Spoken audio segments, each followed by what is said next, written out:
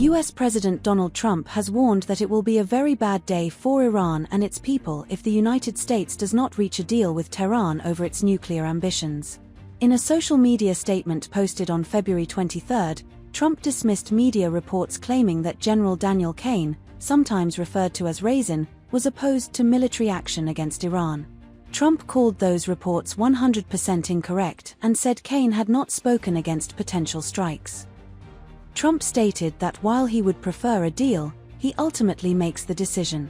He added that if a military decision were made, it would be easily won, describing Caine as a great fighter representing what he called the most powerful military in the world. Trump also referenced Midnight Hammer, which he described as an attack on Iran's nuclear development carried out by US B-2 bombers. He reiterated that he would rather reach an agreement, but warned that without a deal, it would be a very bad day for Iran and, very sadly, its people. Meanwhile, Iran says it remains committed to diplomacy but is staying vigilant. Speaking at a press conference in Tehran on February 23, Foreign Ministry spokesman Esmaeil Baghaei said Iran is serious about pursuing a diplomatic path to resolve the nuclear issue and end US sanctions. He denied rumors that a temporary agreement had been reached in indirect talks with the United States. Baghaei said both sides must demonstrate goodwill and expressed hope for another round of talks within 2 to 3 days.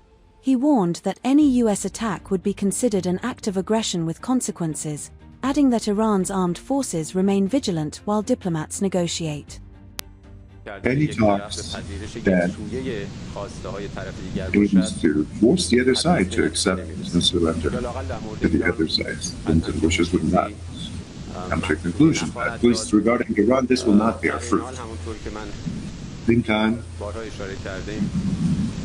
like we have mentioned time and again, the Islamic Republic of Iran is serious in its pursuit of the diplomatic process because we are confident about the righteousness and our stances, both legally and also in terms of international law.